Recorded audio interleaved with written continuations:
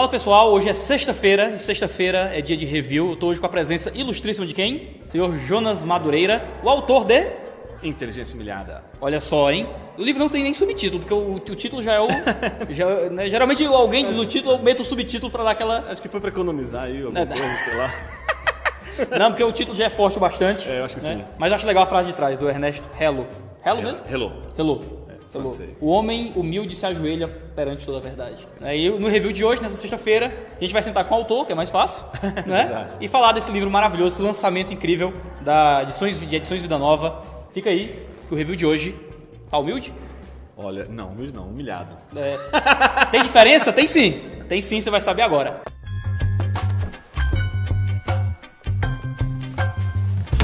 Eu e o Jonas e o Franklin Ferreira, a gente gravou um podcast no site do Deus de Teologia. Foi um bate-papo muito legal que a gente falou do livro e de aplicações do livro na nossa vida prática por 1h30, certo? E falamos muito de futebol também. Porque o Palmeiras perdeu naquele dia. Não, ele perdeu, mas perdeu o gol de vitória, né?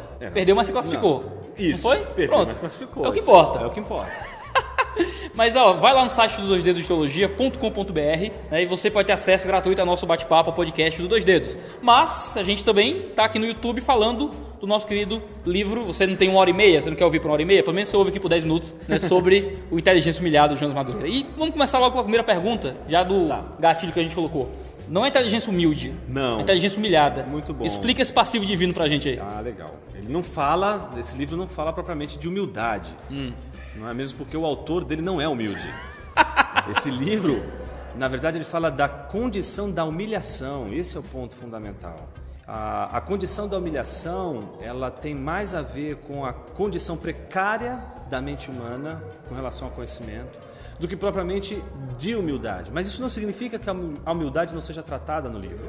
Ela é tratada justamente porque no reconhecimento da humilhação não tem como o sujeito se sentir ou se achar, não é, o centro ou alguém que é capaz de dar conta, não é, do conhecimento da realidade por si só. Então, a humilhação em si não é humildade, mas implica a humildade. Então, por isso esse livro não trata diretamente da humildade, mas indiretamente da humildade e diretamente da humilhação. A humilhação é o ponto fundamental. Por isso escolhemos o título Inteligência Humilhada e não Inteligência Humilde. A gente que não leu, eu não li o livro, certo? Não li. Que vergonha.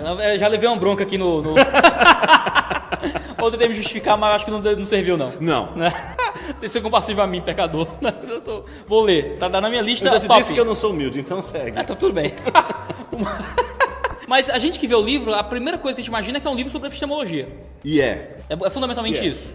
Fundamentalmente ele tem uma relação forte com a epistemologia, principalmente os capítulos, eu diria em especial os capítulos 1, 2 e 4. O 3 é o problema do mal, que é uma questão mais apologética, e é o capítulo que eu considero mais difícil do livro, mas é o dobro em relação aos outros capítulos, mas eu acho que é o capítulo mais denso, porque é aquele que eu considero a questão que talvez seria mais espinhosa para todo aquele que defende um ponto de vista cristão ou a cosmovisão cristã. Sim. E aí eu concluo com aquela deixa do teólogo, da traição dos teólogos, que é um tema mais, eu digo, provocativo e que eu acho que ali a gente deixa no ar a possibilidade de talvez a continuação do livro num segundo momento, quem sabe uma trilogia. Senhor dos Anéis aí do...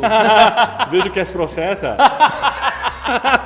Você falou da traição dos teólogos, isso puxa alguma coisa do traição dos intelectuais? Sem dúvida, esse capítulo é uma Vejo discussão... referências. Esse capítulo é uma discussão que eu estabeleci, né, imaginando o diálogo entre Julian Benda, de um lado, né, com o livro A Traição dos Intelectuais, por isso é a brincadeira aí com o título Traição dos Teólogos, né, em contraste com o intelectual orgânico do Gramsci. Então a ideia foi confrontar os dois, mas de uma maneira a mostrar o que seria esperado do teólogo hoje, né? Então, obviamente, se espera do teólogo a intelectualidade, o movimento do intelecto, da contemplação, mas, ao mesmo tempo, o envolvimento comunitário que não pode ser confundido com o que se chama por aí de engajamento social, ou meramente um engajamento social. Sim. Então, por isso que dá ensejo para a continuação dessa inteligência humilhada, que também tem que ser uma inteligência comunitária. A ideia desse livro, Iago, foi, num primeiro momento, estabelecer a relação do teólogo com a palavra. Então, esse é o meu primeiro objetivo. Só que depois da relação do teólogo com a palavra, é preciso estabelecer a relação do teólogo com a comunidade. Isso ainda não foi feito. Entendi. Isso está por vir.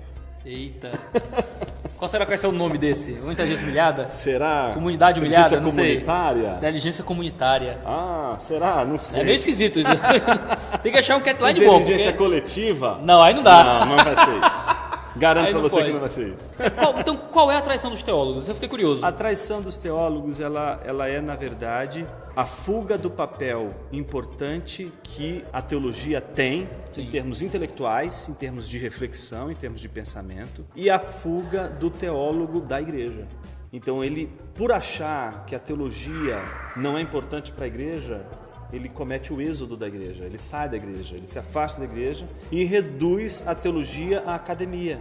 Só que para recuperar o teólogo para a igreja, sem que ele caia na deserção, né, e esse é o outro aspecto da traição do teólogo que eu trato lá, e ele não confunda o envolvimento do teólogo com a igreja, com o engajamento social, e entenda que o teólogo é alguém que abriu mão da teologia e agora ele está envolvido com o cotidiano da igreja, né, com as comunidades de uma maneira engajada e completamente divorciada da necessidade de reflexão. Então isso é o ponto com o qual eu termino, né? Eu termino com essa ideia que a gente começa no livro lançando como uma espécie de pista. Sim. A ideia do teólogo divorciado da igreja é uma penada. O teólogo que não tem uma igreja, ele não tem corpo. O corpo do teólogo é a igreja. Então, ele tem que estar vinculado a uma igreja, ele tem que estar envolvido com a igreja, ele tem que estar envolvido, de certa forma, com o contexto que ele está dispensando a sua inteligência, a sua teologia, né? Você tem um capítulo sobre o problema do mal. Sim. E parece que já falaram tudo que tinha para falar sobre o problema do mal. Sim. Qual a contribuição que o livro traz nessa área?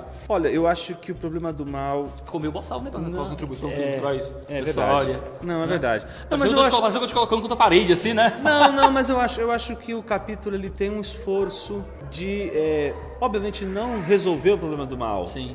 Mas de levantar uma maneira do teólogo lidar com o problema do mal sem reduzir o problema do mal às questões da filosofia analítica. Sim. Se reduz premissa A, premissa B, premissa tal. Isso, simplesmente reduz. E é um trabalho importante, é o seu trabalho do Plantinga. Mas o próprio Plantinga ele vai dizer que o que ele fez não foi dar um elemento pastoral para o problema do mal. Sim. E por isso o capítulo 3 que eu trabalhei nesse livro foi para suprir esse outro lado, esse outro aspecto. Eu concordo com a primeira parte da análise do Plantinga, concordo com a crítica que ele faz, não concordo com a solução que ele dá. Eu acho que a solução que ele dá para o problema do mal, eu acho que ele ultrapassou eu acho que o que seria importante, mesmo porque eu defendo a questão do mistério, eu acho que isso é um ponto que, por isso, teria dificuldade com o filósofo analítico. Né? Acho que esse é o ponto que eu queria que você chegasse. Já vi suas palestras sobre isso? Exato. Eu queria que você tocasse nessa relação. Eu defendo a questão do mistério, eu acho que o Sproul ele tem razão quando ele desenvolve a questão do problema do mal, em que há um contexto do problema do mal que o teólogo tem que aprender a ficar calado, tem que aprender a ficar quieto e não pode resolver.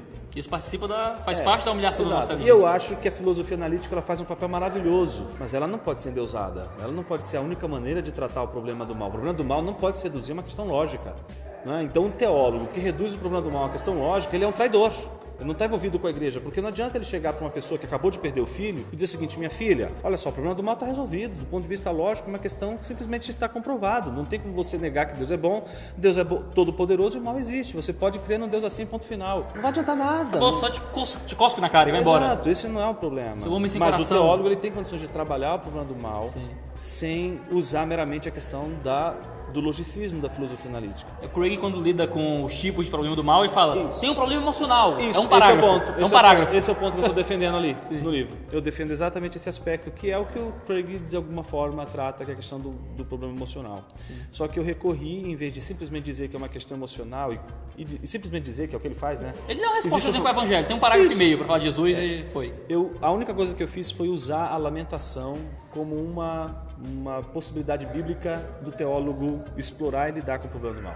Eu espero que o pessoal esteja arrependido também de não ter lido ainda. Se você ainda não comprou o Inteligência Humilhada, o link para comprar no site da Vida Nova vai estar aqui embaixo na descrição. E você, por favor, faça esse favor a si mesmo. Pra parafrasear o autor, é um daqueles livros que você não pode passar dessa vida para outra sem ler. Então, ó, obrigado pela presença do Jonas. A gente está aqui no chão da Batista da Palavra. Exatamente. É Batista da Palavra, Exatamente. né? Veja a Batista da Palavra. Que nome maravilhoso. Resistência Batista. Os batistas sobrevivem, certo? Aqui em São Paulo, você está sem igreja em São Paulo, Batista da Palavra, fazer o merchan aqui. Assistir um culto aqui com os irmãos, bom, beleza, certo? Muito obrigado, Jonas. Valeu, muito obrigado por estar Iago. aqui. Então a gente tem vídeo aqui quase todo dia no 2D Teologia, sempre 10 horas da manhã. Entra lá no site do 2D Teologia, tem podcast, tem tudo. O Jonas vai estar lá falando junto com o Franco Ferreira e a gente desenvolve um pouco mais isso que vocês viram aqui nesses 10 minutinhos. Valeu, Obrigado, gente. negado. Obrigado, valeu, Iago. Tchau, tchau. Tchau, tchau. Obrigado. Valeu, Manu.